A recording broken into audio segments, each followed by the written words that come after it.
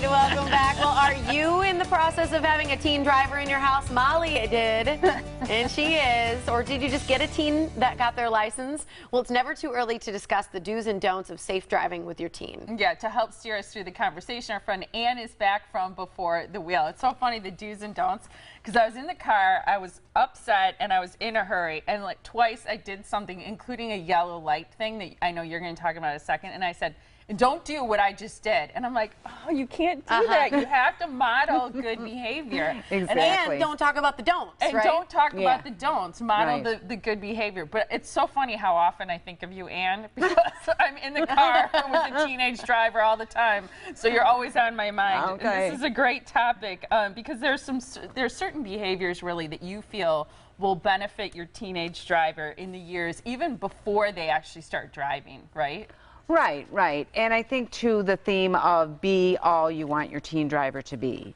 So your modeling, as you talk about, is very important. So if you're doing a lot of things like putting on makeup, talking on the cell phone, texting, those types of things, just stop now. Yeah. No discussion. Right. And one thing I do want to say, because I'm always pointing out what I do wrong, I have gotten now where I turn off the volume in my phone when I get in so that I don't hear texts and don't hear my phone ringing. Wonderful. And yeah, well, the yellow light thing, I'll tell you a little bit later. One of the things, though, you say that people can do almost up to a year in advance is encourage your teen to bike more frequently. Why is that? I hadn't heard that suggestion before. Well, the bicycling, you're using a lot of the same skills. So let's say your teen is in your subdivision and they have to cross over to another. They're probably going to have to go across a busy road. So when they're sitting there and looking at the traffic, they're starting to gauge, what does 30 miles per hour look like? What does 40 miles per hour look like? What does it look like when somebody is going 5 or 10 over? So they're kind of comprehending, gauging, assessing, and they're storing all that information. They're not going to take as many risks because they don't have 2,000 pounds of metals to surround them. Yeah. So they are much more cautious. I like this. And especially if you live in a community, I do, where kids use their bikes a lot. I thought this was an excellent point because along with assessing the speed of other drivers, the other thing about riding a bicycle is that you take more time to evaluate just the behavior of drivers. So you can, if you're going to cross the street, you might see somebody who's not paying attention or doesn't see you because they're on their phone or they're distracted, something like that.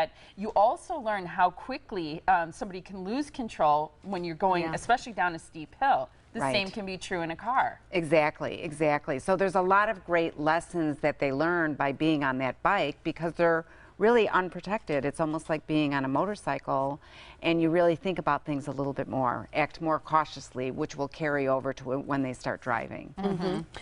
You talk about stopping all those unnecessary distractions that you do. You said eating, I think, cell phone, texting, putting on makeup. This one I think is good, reaching for things that have fallen over.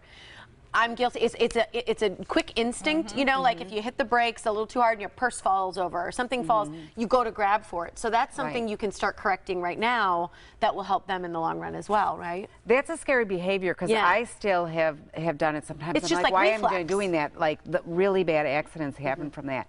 And I'm like, what's the worst that can happen?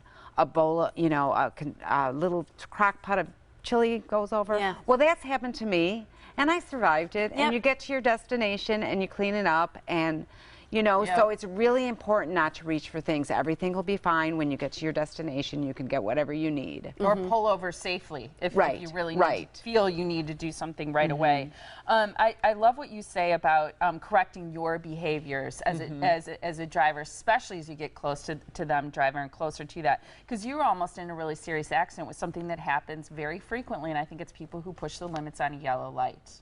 Right, the yellow lights are a big deal because such a high percentage of drivers do it. They speed up for a yellow light. Yellow means slow down. So if you are right at the intersection, obviously you're not going to stop. You'll probably cause an accident that way. But if you're way back and you see that yellow and you push on the pedal, so what happened to me is somebody did do that, and I was in the right lane, but I was blocked by a building I didn't see. So the driver in the left lane was able to edge out a little bit and saw this driver.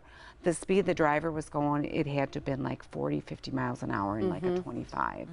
And honestly, if that other driver wasn't there, I don't know what would have happened to me because they saw it, they, you know, hit the horn, and so it was very scary. Yeah, it is scary, and that's the kind of thing that happens on a daily basis. Great things for us to keep in mind as we have young people in the car who are future drivers or who are currently driving. People can find out more as well as your newsletter if they visit you online at beforethewheel.com. Always great to see you, Anne. Thank you. Thank you.